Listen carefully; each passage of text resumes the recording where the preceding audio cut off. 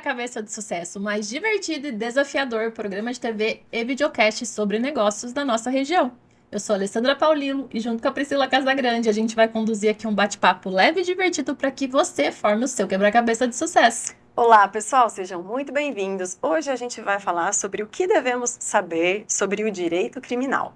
Muitas pessoas são atraídas para a área jurídica devido aos diversos filmes e séries que retratam a rotina de um advogado, em especial o criminalista. Afinal, embora a advocacia conte com várias especialidades, o direito criminal ou penal é um dos mais clássicos ramos jurídicos e suas origens remontam ao surgimento da civilização.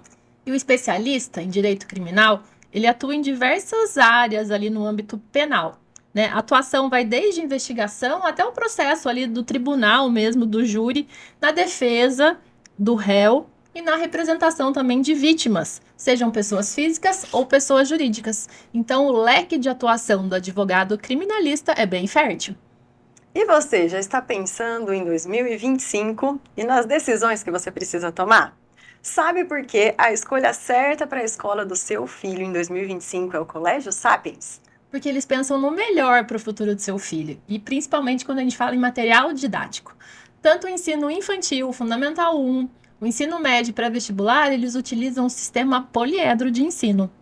O Sapiens destaca-se entre as melhores escolas da região de acordo com o Enem desde 2005, o ano em que o MEC passou a divulgar publicamente as notas individuais de cada escola.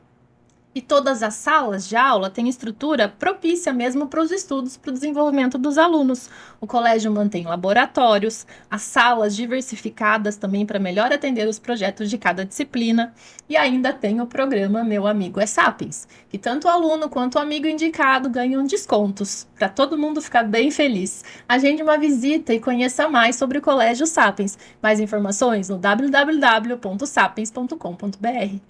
Final de ano é tempo de deixar a sua casa confortável e ainda mais bonita. E para isso, conte com os eletrodomésticos feitos para durar da Latina. Se você quer amenizar a temperatura, deixar mais fresquinho o ambiente, a nossa indicação é ventilador de teto, desenvolvido em parceria com a USP e que tem muito mais vento.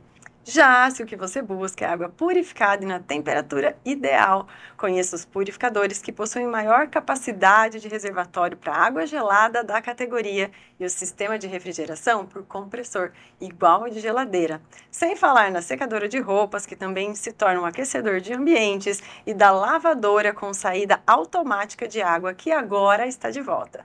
Quer conhecer mais sobre todos esses produtos da Latina? É só você olhar no Instagram, @latinaeletro, no site da Latina ou agendar uma visita no showroom aqui na loja em São Carlos, mas precisa agendar antes pelo WhatsApp. Então, é só entrar em contato com a Latina e saber tudo que a Latina oferece.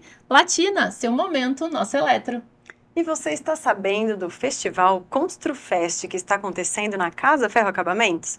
Diversas lojas parceiras e também indústrias do segmento da construção se juntaram para presentear os clientes nesse final de ano. Se você comprar um valor igual ou superior a R$ 300, você preenche um cupom para concorrer. E são muitos prêmios. São 345 vales compras de R$ 100, 23 smartphones da Motorola, 2 motos 0 km CG 160 Start e um Mob 0 km. Então, se você está na fase de acabamento da sua obra, a nossa indicação é a Casa Ferro Acabamentos, com lojas em São Carlos, Matão e Dois Córregos. Você pode consultar o regulamento dessa promoção no site constru7.com.br/construfest. Fique por dentro de todas as novidades no Instagram, @casaferrooficial. E agora chegou aquele momento que a gente adora, que é de apresentar o nosso convidado. Quem será o de hoje, Pri? Quem será? Suspense. Nascido em São Paulo, ele é graduado em Direito pela Faculdade de Direito de São Carlos, pós-graduado em Ciências Criminais pela USP. Tem mestrado em Direito Penal pela PUC, aonde ele também pretende concluir o doutorado. Ele é autor de 3 livros, 2 no Brasil e um resultado de um trabalho em conjunto na Universidade de Coimbra, em Portugal. Nas horas vagas, gosta de viajar, conhecer lugares diferentes e bons restaurantes. Nosso convidado é Eduardo Burian! Obrigado, eu gostaria de agradecer, é uma grande honra para mim estar aqui junto com vocês, aqui participando desse programa.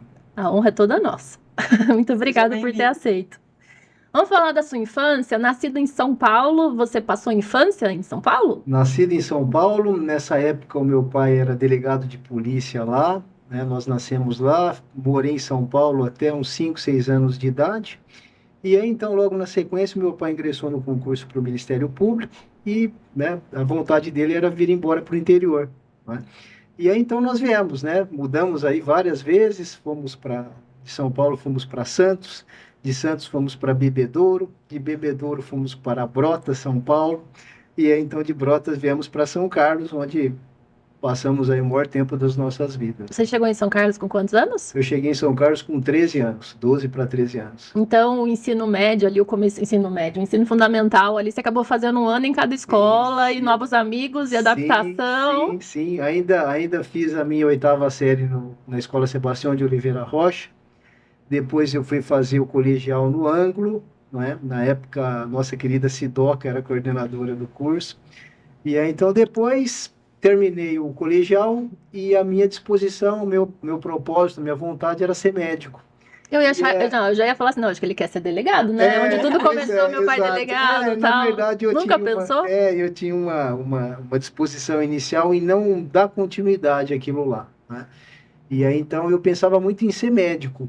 E eu fui para São Paulo fazer cursinho, né? Fui lá, estudei lá no Ângulo, lá, mais aí um ano e meio, mais ou menos lá. Consegui passar na faculdade.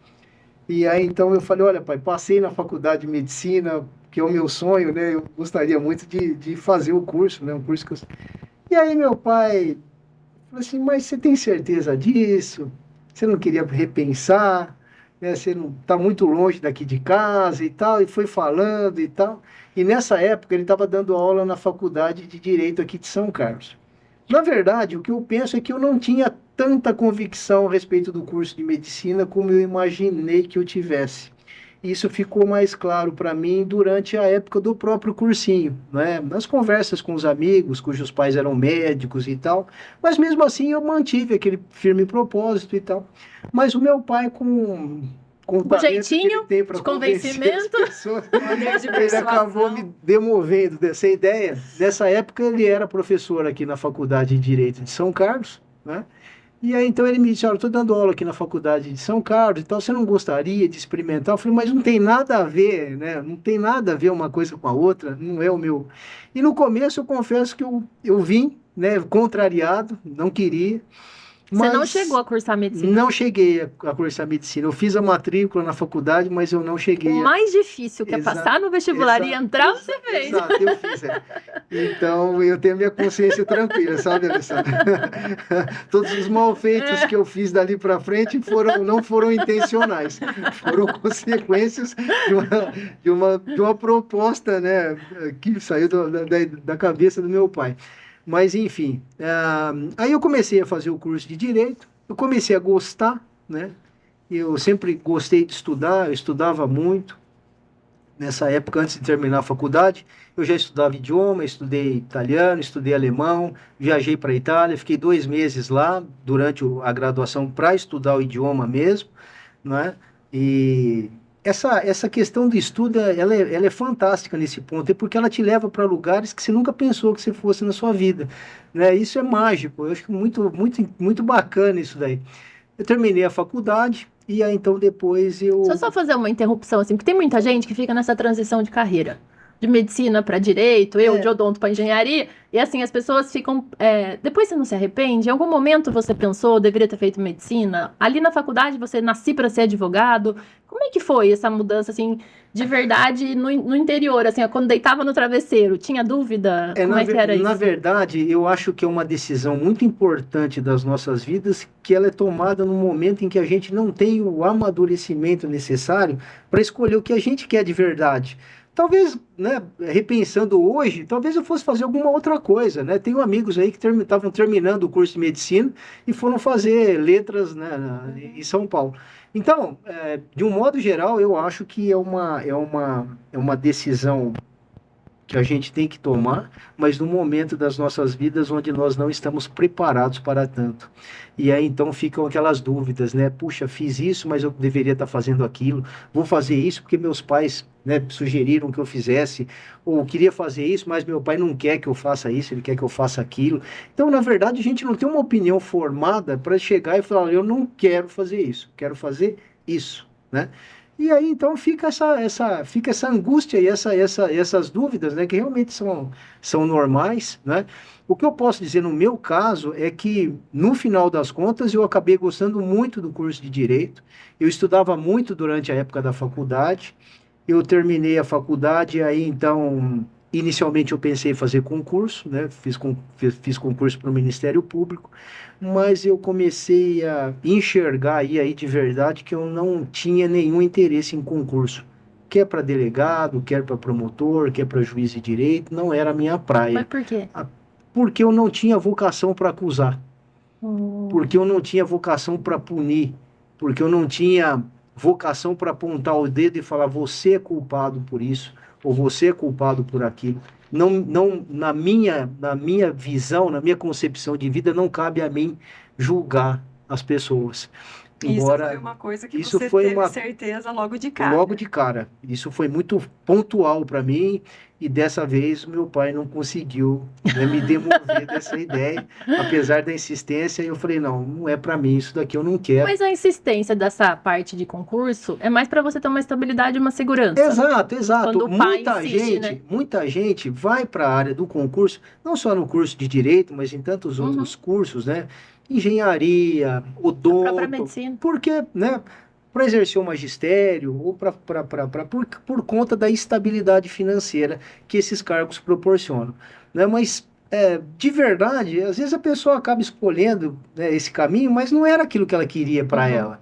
Ela acabou achando que seria o melhor a se fazer naquele momento, né? E eu resolvi abrir mão desse paradigma e buscar outros espaços. Eu tenho essa coisa de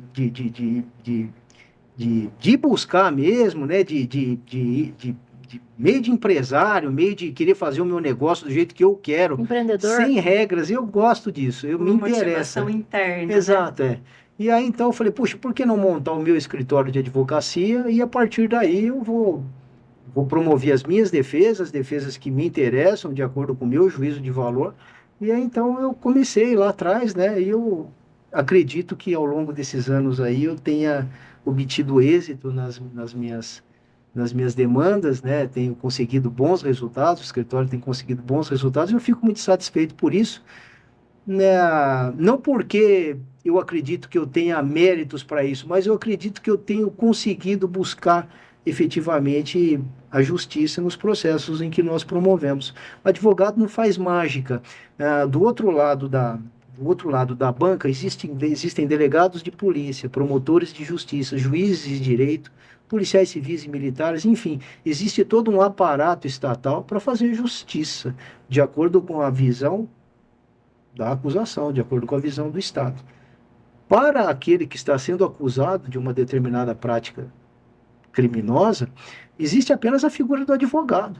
Se o sujeito não tiver o direito de pelo menos buscar na pessoa do advogado, aquela pessoa que vai se sentar com ele no banco dos réus e ser julgado junto, destacadamente o advogado criminalista, que às vezes é taxado de criminoso, às vezes é taxado de bandido, às vezes é objeto de preconceito por É parte da julgado, né? sociedade, exatamente pelo fato dele estar representando os interesses do criminoso. E com todo respeito, mas quem pensa dessa forma realmente desconhece os princípios mais elementares de justiça, de direito de defesa, de contraditório e ampla defesa.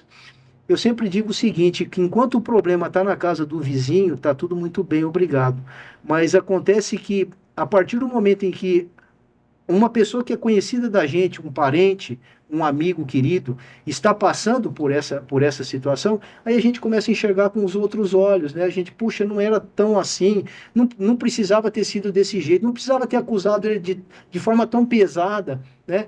Então aí está a figura do advogado, né? O advogado nada mais faz do que sustentar e mostrar para o juiz que a lei deve ser aplicada dessa forma, né? Que a prova que foi produzida nos autos, ela aponta para a absolvição do acusado, ou se o caso é de condenação, que essa condenação não seja nos moldes pretendidos pelo Ministério Público, né?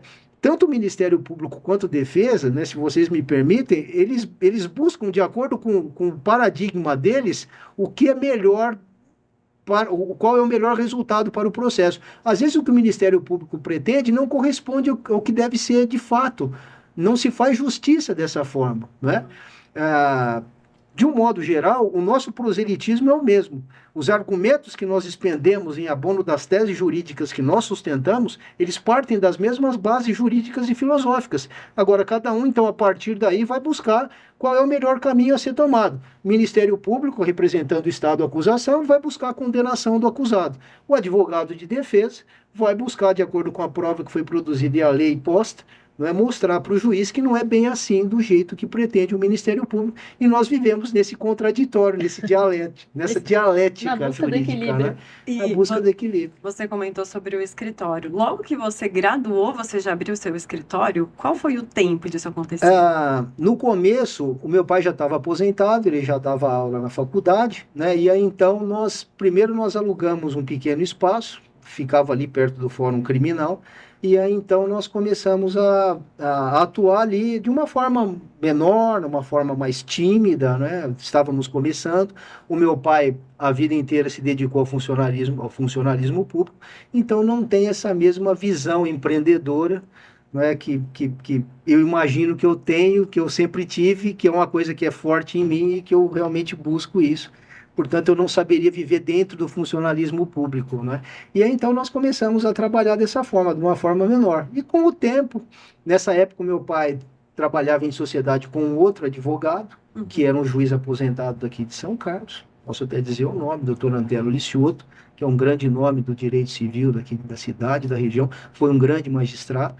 E eles, então, trabalharam essa época juntos. E aí, então, depois, né, nós fomos aí tomando o pé das coisas e tal, e com o tempo houve um afastamento natural. Meu pai montou o escritório dele efetivamente, onde nós então patrocinávamos as nossas defesas, representávamos os nossos clientes, e aí, então daí o escritório realmente se expandiu muito por conta do trabalho que eu desenvolvi, porque o meu pai, a essa altura do campeonato, apesar de representar os interesses do escritório, já não tinha mais a mesma disposição, até por conta da idade, né, em dar andamento aquilo lá. Então eu realmente fui a figura, o protagonista do escritório, eu que fui buscar esse espaço. Eu fico pensando como é que é esse início para um advogado criminal, né? Porque assim, a pessoa, para ser teu cliente, tem que ter cometido um crime, né? Então você tem que buscar, já tem que ter um filtro, ou quer evitar de ter... acusada de ter cometido então, um crime. Assim, eu vou voltar, então vou fazer uma pergunta que foi muito comentada nas últimas semanas e tal, de... O crime é só quando é cometido, ou se a gente pensar, a gente também é julgado. Seguinte, a gente viu aí muitas pessoas sendo indiciadas pela tentativa de golpe de Estado, que não houve o golpe de Estado. Então, como as pessoas podem ser indiciadas por um crime que não existiu? E aí eu fico assim, será que se eu cometer um assassinato... Eu vou pensar, então, eu vou assassinar a Priscila. Eu posso ser punida por pensar em assassinar a Priscila? Em que momento que é um crime? Eu acho que é a primeira pergunta para as pessoas começarem a entender em casa, né? O que é um crime? Existe, em função do fato praticado, os órgãos da persecução penal vão verificar, de acordo com todos aqueles elementos iniciais de prova, se aquilo constitui uma infração penal ou não. Bastando indícios de prática de crime, já é o quanto basta para a autoridade policial instaurar o inquérito policial para apuração dos fatos. Tá, o que é um então, indício? como é que indícios são circunstâncias que circundam a infração penal e que servem de elementos de prova para o delegado de polícia dar início a uma investigação, né? Então, esses fatos, por exemplo, essas acusações, esses celulares que foram apreendidos, né, com conversa, em primeiro lugar, né, de um modo geral, nem vou pontuar nenhuma questão relativa a esse fato, mas de um modo geral, pensar não é crime. Pensar não é crime. Conversar com outra pessoa a respeito de prática de ilícito penal não é crime. O comportamento do sujeito passa a ser um comportamento criminoso quando ele efetivamente começa a praticar atos que atingem o núcleo de um tipo penal. Por exemplo, no crime de homicídio, matar alguém. Enquanto, quando é que o sujeito começa a cometer o crime? Quando ele está matando uma pessoa. Então, No mas crime de furto, como é que se eu ele... contratar alguém para matar alguém e aí eu desisti, eu cometi um crime? Porque não houve a tentativa de assassinato, mas eu contratei alguém, aquelas loucas. Eu fiquei pensando nisso essas minhas semanas, ouvindo entrevistas do que não é crime, o que não é crime. Ao meu ver, não há crime. Ao meu ver, não há crime. Porque apesar das tratativas, né, todo crime ele tem um caminho a ser percorrido, que nós chamamos de iter criminis, né?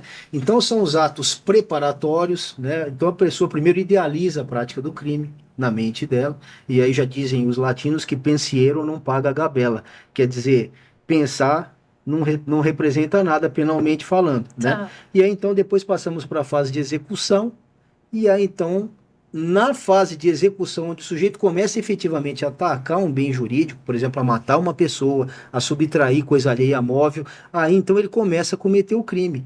Idealizar um plano para derrubar alguém ou dar um golpe não é crime, não é?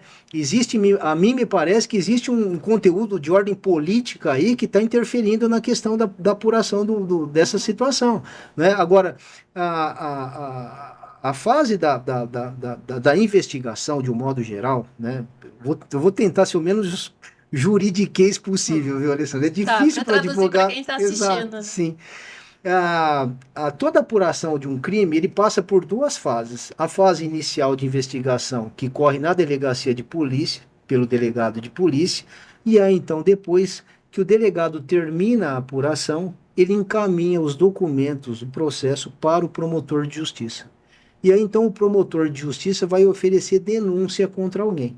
E nesse caminho pode ser que o delegado não reúna provas, indícios, e aí ele recue e nem encaminhe para o promotor. A função do delegado de polícia é colher elementos a respeito da autoria e elementos de crime. Ele vai relatar isso daí e vai encaminhar para o Ministério Público. O titular da ação penal é o Ministério Público. Quem vai achar se houve ou não houve crime é o Ministério Público. Se ele achar que houve crime, ele vai oferecer denúncia, e aí então depois o juiz recebe a denúncia, e aí então o sujeito é citado para responder a ação penal, e aí entra a figura do advogado. Então, só para voltar naquela primeira pergunta e aí te responder no início de carreira, para você formar então a sua primeira clientela, eram pessoas que ou cometeram um crime e procuraram o advogado de, olha, isso vai estourar, ou pessoas que foram notificadas com alguma acusação. Sim. Hoje... E como é que você encontra essas pessoas no início de carreira? Porque hoje é fácil, cometi um crime, vou atrás do Burian, que eu sei que ele me ajuda. Mas e no começo? Mas é difícil até hoje, confesso que é difícil até hoje, né? A gente tem que estar sempre atuando aí de forma a mostrar o trabalho, né? Enfim, naquela época era muito mais difícil. Naquela época, eu além da parte criminal, eu atuava. Eu só não fiz direito trabalhista, porque eu acho que eu não tenho talento para isso. Mas a parte civil nós fazíamos um pouquinho de cada coisa. Não é porque era difícil realmente estruturar. Eu tive a vantagem de ter o meu pai, que já era um nome reconhecido na cidade pela atuação dele enquanto um grande tribuno do Tribunal do Júri, destacadamente. Ele atuava brilhantemente no Tribunal do Júri. Então eu já tinha essa facilidade, né? Para as coisas chegarem até mim, elas chegaram de uma maneira mais fácil que os demais, eu reconheço. Mas mesmo assim foi muito difícil, passava aí 4, 5, 6, 7 meses sem um caso, passava anos sem um caso. Eu cheguei a pensar em desistir, eu falava, não, eu vou desistir, porque dá para trabalhar desse jeito, né? Então, o que eu estou dizendo, isso acontece com muitos advogados que estão começando agora, né? E que realmente, se eu puder dar uma sugestão, não desistam, né? Porque uma coisa que realmente foi mais forte do que eu é essa disposição de continuar em frente mesmo apesar das dificuldades que nós atravessamos. Eu nunca pensei em desistir, apesar de às vezes eu esmorecer, eu nunca pensei em desistir efetivamente. Eu sempre procurei melhorar o que eu podia, melhorar alguma coisa no escritório, fazer um curso, fazer alguma coisa, enfim. Sempre procurei fazer o escritório andar de alguma forma para eu não cair no esquecimento e acabar desanimando, né? Mas realmente isso é uma É uma situação bastante delicada, que no começo da carreira leva muitas pessoas a desistirem da sua profissão, né? E aí, naquela história que você estava contando para a gente, como que acontecem as etapas quando o advogado entra no jogo? O que acontece a partir desse momento? Hoje, o advogado entra no jogo muito antes do crime acontecer. É por isso que hoje nós trabalhamos, principalmente no ambiente corporativo, no ambiente empresarial, com um trabalho de caráter preventivo. Apontar para o empresário o que está acontecendo na empresa dele. Eventualmente, o empresário está sendo objeto de fraude fiscal, fraude corporativa. Tem gente do RH que está desviando valores, né, da contabilidade dele. Então, tem um elenco de acontecimentos, de situações criminosas que estão acontecendo dentro da empresa dele e ele não está se apercebendo disso. Alguns empresários dizem para mim, mas nós já temos empresas de auditoria que são contratadas para fazer esse tipo de trabalho. Sim, quanto à parte de contabilidade, né? Agora, o que fazer a partir daí, a empresa de auditoria já não vai saber responder, porque eles simplesmente se resumem a apontar as informações e encaminhar para eles. É um relatório de contabilidade do que está acontecendo na empresa. Agora, o que fazer com essas informações, aí já fica a cargo do advogado criminal. Tem muitos escritórios em São Paulo de advocacia criminal que são especializados em dar consultoria em matéria criminal em caráter preventivo, que foi o nosso último trabalho que nós escrevemos no curso de pós-graduação da USP. Podemos mostrar? Você não pega ali para mostrar cá. Fala um pouquinho sobre ele.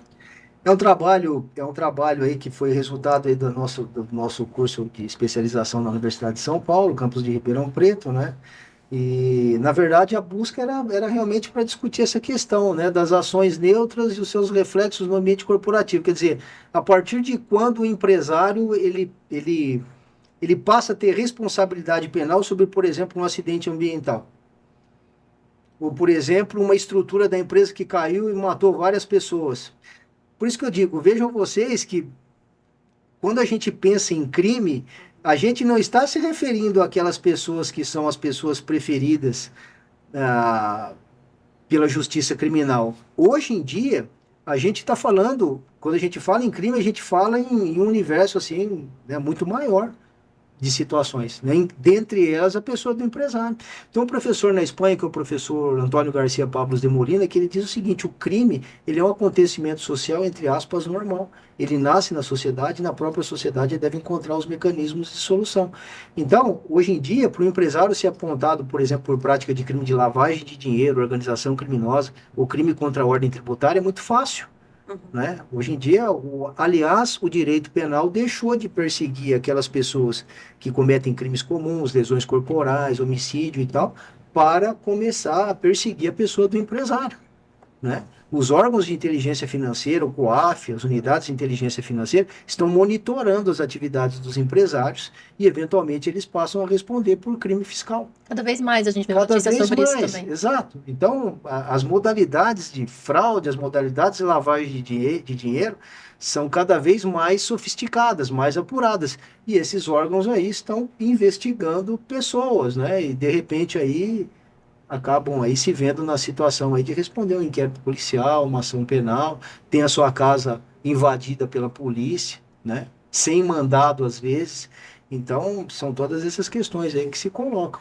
E quanto tempo demora um processo criminal? Vai depender? Tem um mínimo, tem um máximo? Depende da situação, viu, Priscila? Depende do caso, né? Existem casos graves aí, casos de processo criminal aí, por exemplo, por prática de homicídio, que demoram vários anos.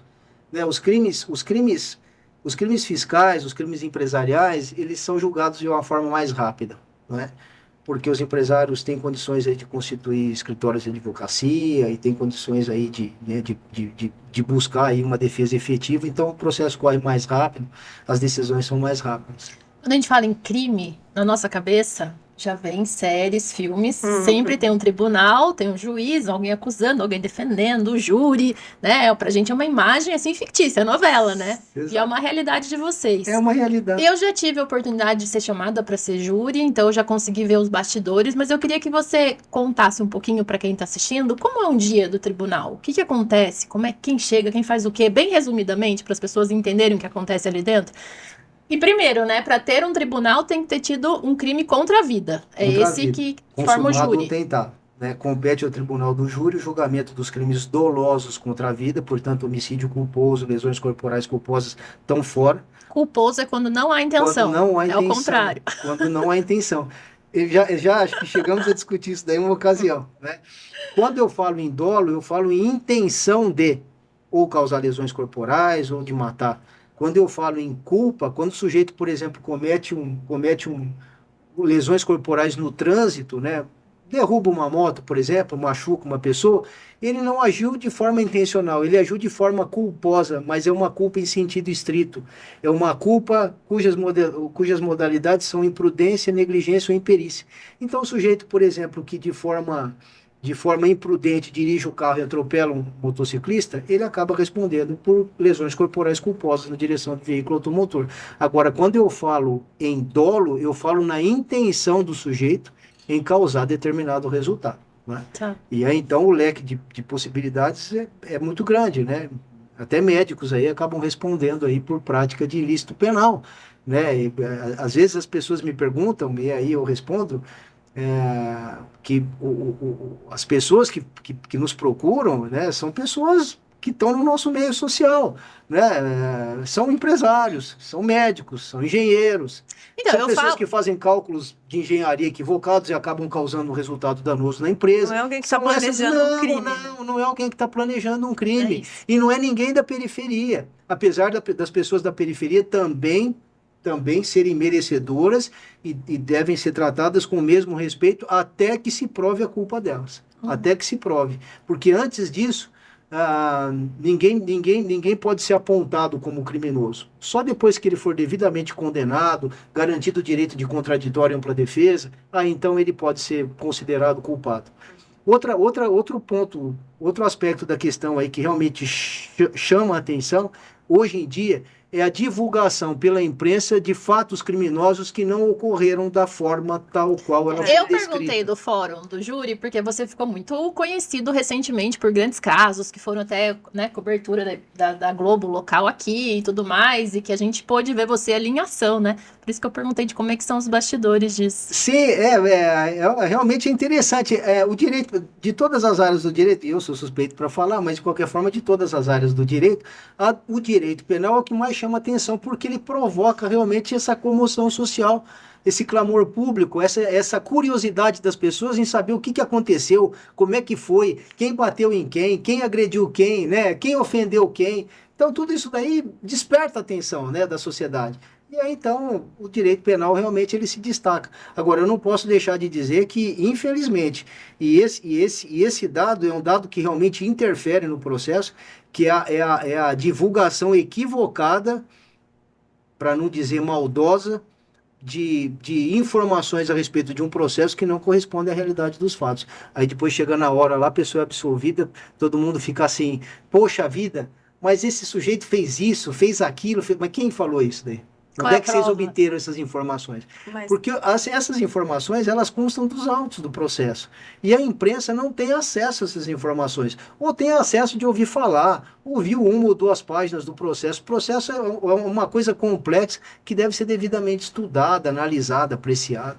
E o que a imprensa fala interfere diretamente numa decisão do júri, por exemplo? Interfere destacadamente no júri, Priscila, infelizmente. Por quê? Porque quem vai julgar o processo, e aí estamos aí mais ou menos na parte dos bastidores, são pessoas leigas, são pessoas que estão acompanhando as notícias que estão sendo veiculadas pela imprensa. E a partir desse juízo de valor é que ela vai decidir se condena ou absolve a pessoa. Não por conta de conhecimento de ordem técnica, porque elas não sabem. Mas isso é apresentado para elas no decorrer do processo. Sim, é apresentado para elas, mas muito das coisas que são ditas durante o plenário do júri não são do entendimento do jurado. Às vezes ela chega com a opinião pronta. Exato, é difícil você explicar para o jurado, naquele pouco momento que você tem, não é tudo que aconteceu no processo. É difícil, não é fácil você esmiuçar para o jurado um processo de 3.000 páginas em 1h30. Né, que é o tempo de acusação e tempo de defesa. Então o promotor de justiça vai lá, fala. Às vezes o jurado ainda não se situou ainda. Puxa, mas o que está acontecendo aqui exatamente? E fica com várias dúvidas. E o pior é que ele não sana essas dúvidas, ele não tira essas Porque ele essas não dúvidas. pode falar com ninguém? O não jurado pode, não pode. ele está incomunicável em relação aos outros jurados, mas para o juiz ele pode perguntar, e o juiz pode pedir para que as partes esclareçam o que foi falado, ou se o juiz souber explicar, ele mesmo explica. Agora, o que acontece é que o jurado fica constrangido de fazer a pergunta, ele não faz, e ele vai julgar, entendeu? A gravidade, a profundidade, isso interfere no final do processo, no resultado do processo. E aí, então, o sujeito que eventualmente deveria ter sido absolvido, ou deveria ter sido condenado, é absolvido ou condenado, quando na verdade o resultado deveria ter sido outro. Então é lamentável, porque nós estamos lidando com os crimes de homicídio, as penas aí são penas longas, né? São penas longas. E quando existe a condenação, qual é o papel do advogado a partir dali? É reduzir a pena? Buscar através do recurso, né? Se ele achar que o caso foi injusto de alguma forma, ou se a pena não foi adequada, buscar no Tribunal de Justiça a reparação daquela injustiça, né? Então, essas questões aí é que se colocam, né? A questão do bastidores de júri, né? O que foi falado ali, né? O que os advogados estão conversando. Eu na minha cabeça, Alessandro, eu fico pensando ali como é que está a cabeça do jurado, enquanto eu estou falando, aí estou sustentando o meu ponto de vista, ou do promotor, eles estão olhando, e aí então eles olham assim, puxa, será que eu confio nesse cara? Será que é verdade o que ele está falando? Quem tá falando Ele a está me verdade? enganando, exato. Então é difícil para todo mundo, e é difícil para o jurado, né? O Supremo Tribunal Federal tem tomado decisões aí no sentido a mim me parece que a pretensão é de encerrar, né, com o procedimento do júri, mas é um tribunal popular, é um tribunal que remonta à época de 1215, né, com a Magna Carta, então, né, carta inglesa, então já é uma instituição antiga. Eu acho que é justa, mas de qualquer forma existem algumas vozes aí querendo distinguir isso daí. E, por vezes, você é visto como vilão É, dentro do por tribunal? muitas vezes, viu, Priscila? Muitas vezes, viu? Muitas vezes.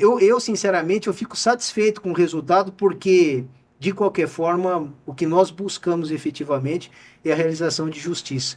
O advogado que consegue bons resultados é um advogado atento, um advogado que sabe o que está fazendo, um advogado diligente, um advogado que busca efetivamente Mas o quando você melhor fala resultado do fazer processo. justiça, às vezes é uma condenação, porque o teu cliente é Às culpado, vezes é uma mas condenação. que a pena seja justa. Exato. Não é só absolvição. Não, Às vezes é uma não, condenação que a não, pena seja não. justa. Ele nem conseguiria fazer isso daí, porque tem a figura do promotor de justiça que está lá para explicar para o jurado ou para o juiz no processo comum que aquela pessoa deve ser condenada por tais e quais motivos. Agora, por exemplo, se nós estamos tratando de um crime que não tem uma qualificadora, por que o promotor de justiça vai encartar, vai inserir uma qualificadora cuja finalidade é aumentar os limites mínimos e máximos da pena? Aí o promotor deixou de fazer justiça. Aí está sendo Eu injusto. acho que na cabeça nossa, leiga, dos cidadãos, assim, que a gente vê o advogado criminalista às vezes como um vilão, é porque às vezes ele sabe que a pessoa cometeu um crime. Então, o assassino, ele tem um advogado defendendo ele. Aí fala, mas como que vai defender um criminoso, um assassino? Mas o advogado não tá ali para, né? É que a justiça seja feita da melhor forma possível. Ele é um assassino, ele vai ser condenado, mas que seja justa a condenação. Sim, sem dúvida. Eu tenho um amigo da faculdade lá da PUC em São Paulo, o Luciano Santoro. O Luciano fez a defesa daquele caso da Elisa Matsunaga, que foi Que quem picou assassinou e picou o marido pôs na lá e tal. mala. E ele foi lá, fez a defesa dela no júri. É um sujeito, né, muito preparado, muito estudioso. E ele foi lá, o que ele foi fazer lá? Ele foi lá representar os interesses da cliente dele. Representar os interesses da cliente não significa se solidarizar ao crime praticado, significa buscar dentro dos limites da lei, né, aquilo que é permitido. Porque, sinceramente, existem juízes, existem promotores que não têm esse mesmo ideal de justiça. Tem juiz, na prática, tem juiz que julga sem, não precisa nem ouvir o Ministério Público. E tem promotor de justiça que acha que o caso é assim, não tem que ouvir nenhum advogado. Aí nós não fazemos justiça. Né? Essa que é a questão. Eu acho que coloca É as opiniões pessoais e os valores, sei lá, a crença na frente da justiça, né? Sem e da dúvida. apuração dos fatos. Sem dúvida, sem dúvida, sem dúvida.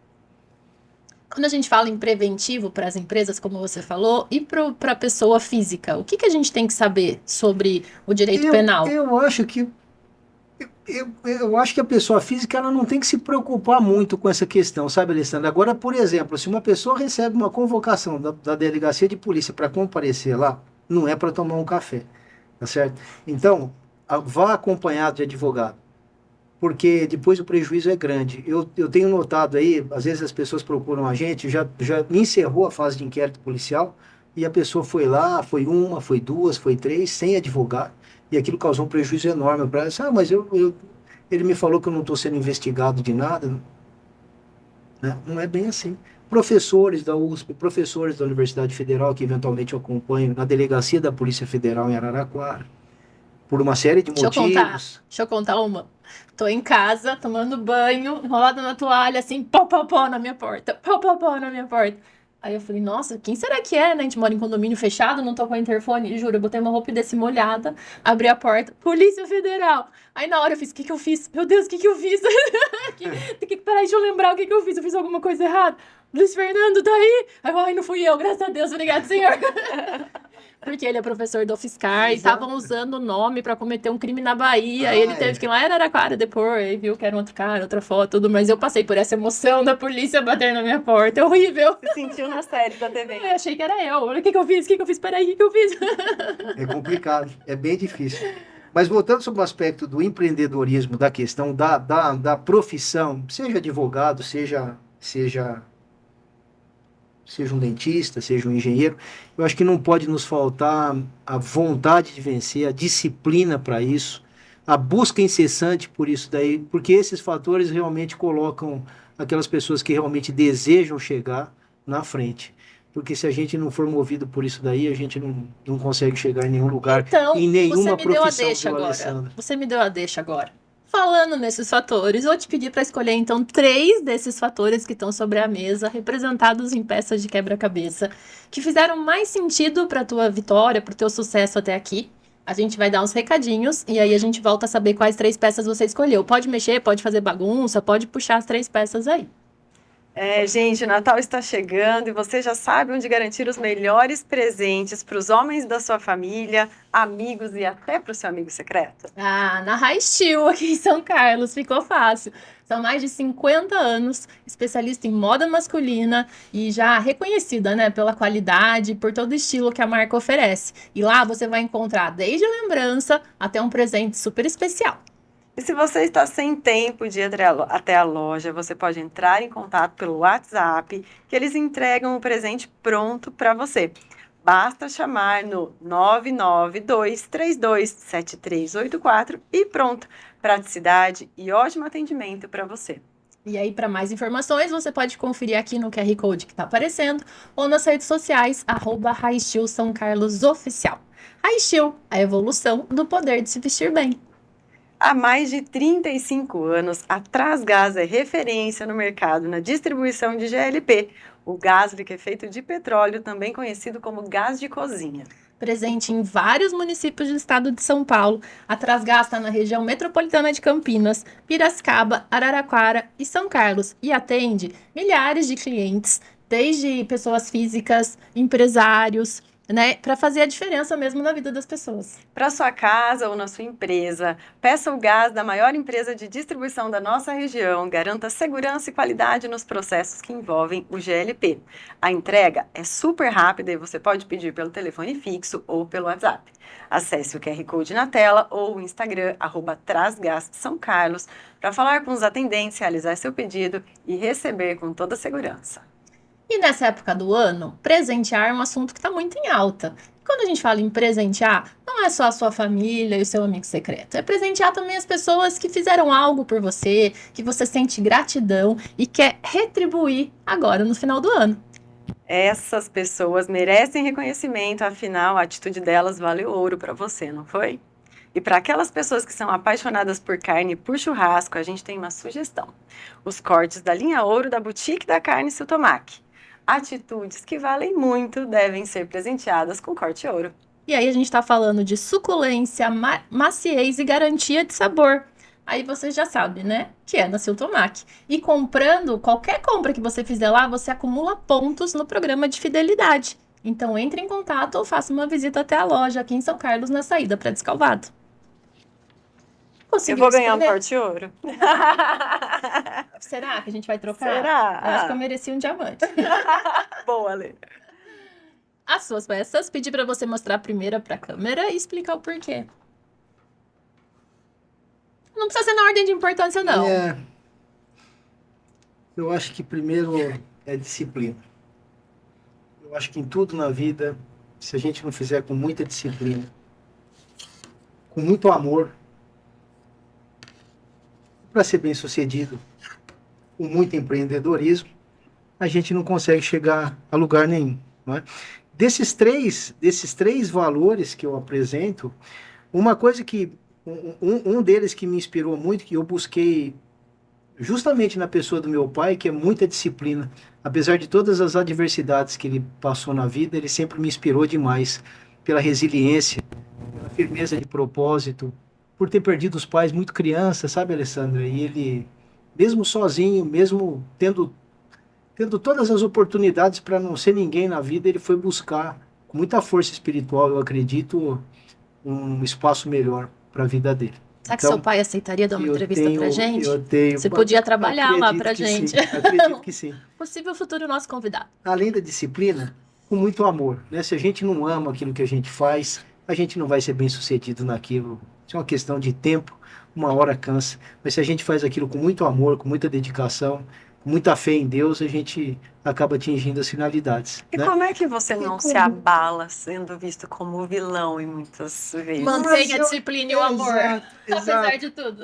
Porque assim, tem que passar por cima, né? Mas eu não vejo isso como uma barreira, eu vejo isso, na verdade, como um propósito e uma oportunidade de mostrar que aquela pessoa que está sendo acusada de uma determinada prática criminosa, ela não merece ser punida daquela forma. Ou porque ela é inocente, ou porque efetivamente a pretensão punitiva, a disposição do Ministério Público em condenar, não deve chegar naquele montante. É exatamente por isso eu tenho a oportunidade de mostrar. O advogado criminalista, na verdade, ele trabalha em desvantagem, sabe, Priscila? Porque o advogado criminalista é único para enfrentar todo um aparato estatal. Promotores de justiça, juízes de direito, delegados da Polícia Civil, da Polícia Federal. Então, é desafiador para o advogado entrar numa delegacia de polícia. Às vezes ele é agredido e ofendido, agredido fisicamente e verbalmente por delegados de polícia, por policiais civis. Eu já passei por uma situação dessa, uma ocasião na numa delegacia de polícia. Então, realmente é uma de todos os ramos da advocacia, eu sinceramente eu penso que o advogado criminal é o que passa os piores percalços. Então tem que ter propósito Tem mesmo que pra ter seguir. propósito mesmo para seguir. Não tenho problema com isso, não. Na verdade, é um desafio para mim, um desafio constante. E eu tenho o maior prazer em mostrar para o juiz que aquele sujeito que está sendo acusado daquele ilícito penal é inocente e por isso deve ser absolvido. Nossa, eu já absolvi. Se eu fosse júri, eu tinha absolvido. E a última peça sua é o E a última peça é o empreendedorismo, né? Que junto com essas duas aqui, na verdade, as três caminham juntos. Mas o empreendedorismo, na verdade, se a gente não buscar... E hoje em dia isso é muito mais latente, né? Nas profissões aí, sem buscar essas possibilidades aí que as mídias nos trazem, que os cursos nos trazem, que as palestras nos trazem, inclusive as palestras motivacionais, não é, para a gente poder estar sempre disposto e abrir a cabeça realmente para melhorar, para aumentar, para crescer, para expandir. Né? Senão a gente fica estagnado. Eu sinto que ser empreendedor no direito é mais difícil, porque vocês têm várias limitações éticas de propaganda, Exato, de divulgação, exato. né? Como que trabalha com todas as limitações? A gente, dentro daquilo que o Código de Ética da Advocacia nos permite, a gente faz. Né? Agora, por exemplo, você quer patrocinar um evento bacana, você não pode, porque o Código de Ética não permite. Né? Às vezes a gente quer patrocinar um evento aí de futebol ou de golfe, e a gente não pode porque realmente o Código de Ética não permite. Ah, mas é um evento esportivo, me disse um relator do Tribunal de Ética. É um evento esportivo e então não dá para... Qual o problema com isso? O evento é esportivo, qual o problema? Se o meu escritório patrocinar, mas tudo bem, não acho que não é o caso, a gente respeita. Mas tem muita gente que não se prende por esse motivo. Eu falo muito por conta das redes sociais, né? Das propagandas. Sim. Tem muita coisa que não pode ser feita. Eu acho que a advocacia ela já melhorou muito nesse sentido, mas ainda tem muita coisa para ser melhorada. Eu acho que, na verdade, Alessandra, se não há, se o profissional não está esbarrando em nenhum ilícito, qual o problema dele divulgar o trabalho dele, dele poder expandir, dele poder melhorar, ampliar, falar, divulgar. Não tem problema nenhum com isso. Melhoramos muito, mas ainda tem muita coisa para ser melhorada. E a questão da tecnologia agora com inteligência artificial, reprodução de voz, de rosto, de tudo, tanto para fazer provas quanto não, né? Como é que o jurídico está lidando com isso? Pois é, então, na verdade, todas essas novas possibilidades que se abrem aí com a inteligência artificial, elas vão ser discutidas no processo. Aquela prova que foi juntada nos autos através de inteligência artificial realmente procede, né? Aquela pessoa que está sendo apontada como possível responsável por aquele ilícito, realmente é ela, é aquela pessoa. Então, aliás, a inteligência artificial, ao mesmo tempo em que ela promove esse tipo de dúvida, ela auxilia os profissionais, através dos instrumentos de inteligência artificial, a buscar aí caminhos para a efetiva descoberta das questões, né? Hoje em dia se fala muito em imputações aí equivocadas por conta de reconhecimento fotográfico. As provas estão sendo anuladas, os processos estão sendo anulados, porque aquela pessoa que foi apontada como responsável através de reconhecimento fotográfico não é aquela que efetivamente é responsável por aquilo lá. A pessoa é inocente. E aí, então, os tribunais eles estão anulando os processos por conta desses equívocos, né? Eu vi um caso no Nordeste que teve um reconhecimento por foto de uma pessoa que cometeu um crime. E aí, quando foram ver a foto, era do Pantera Negra, do ator de Hollywood. Pra ver como as coisas... eu vi isso. A pessoa, né, se fosse um cidadão, teria sido preso e não era ele, né? A inteligência artificial ainda tem muito a ser melhorada, tem muito a ser aperfeiçoada, né? Essas tecnologias aí, todas essas mídias, todas essas provas que são juntadas nos autos, no modo geral, elas vão ser discutidas. As partes vão ter oportunidade de dizer se aquela prova lá procede ou não procede, se ela é verídica ou não é. Como é que eu faço isso? Através de trabalho de perícia. Então, a perícia técnica, os estudiosos aí daquele determinado assunto, é que vão, através de um laudo, escrever, olha, essa prova procede. Né? Por exemplo, no processo penal, as printagens de tela aí de WhatsApp, elas não têm serventia legal. Então, as conversas que foram divulgadas por ali, elas não valem como prova. Né? Nossa, eu não sabia WhatsApp disso. não vale como prova? Não valem como prova. No processo penal, E-mail vale? E-mail vale. Mas as conversas de WhatsApp, e principalmente se elas não tiverem devidamente ordenadas, elas não têm serventia como prova. Né? Existem montagens de conversas de WhatsApp que realmente não procedem. Então, os tribunais superiores, o STJ, o STF, já se manifestaram no sentido de que essas provas elas não têm validade para efeito de processo penal. Eu imagino que à medida que também a gente vai avançando com inteligência artificial, a gente vai encontrando ferramentas para validar automaticamente, né? Exato. Se é verdade ou se é uma montagem aquilo. Acredito que chegaremos nesse nível também, já estamos né? discutindo essas questões, na verdade, né? Essas provas que são filmagens, fotografias, gravações. A inteligência artificial faz tudo isso, né? Inclusive gravação de vozes aí que, na verdade, né, não são daquela pessoa, apesar da voz ser a mesma. Mas tem, assim, uma ferramenta, uma tecnologia que já faz essa identificação de verdadeiro ou falso? Então, essa identificação, ela vai ser devidamente analisada no curso do processo. Tá. E aí, então, a parte vai ter oportunidade de dizer, olha, essa voz não é minha, essa foto não é minha. Se preciso de um trabalho pericial, então eu vou contratar um perito para falar, olha, essa questão aqui ela não procede. Esse dado aqui é um dado falso. Essa foto não é dessa pessoa. Essa voz não é dessa pessoa. Essa filmagem aqui não é válida.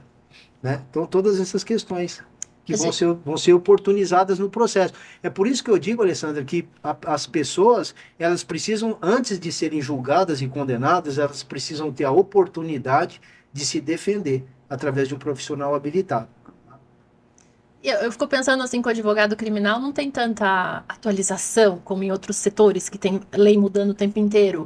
Mas não, né? Tem que estudar sempre. Estudar sempre é uma proliferação de legislação penal. Recentemente foi criada a figura do feminicídio, não é? E aí então a pena para quem comete crime de homicídio contra a mulher chega a 40 anos. E aí, então, existem algumas questões aí de ordem doutrinária aí que ainda estão sendo discutidas, porque se o sujeito, por exemplo, mata uma pessoa do sexo masculino, a pena pode chegar a 30 anos, né? E se nós estamos tratando aí de uma pessoa do sexo feminino, a pena chega a 40. É claro que isso tem um caráter simbólico no sentido de evitar que as mulheres sejam assassinadas da forma Que está acontecendo. como ocorre.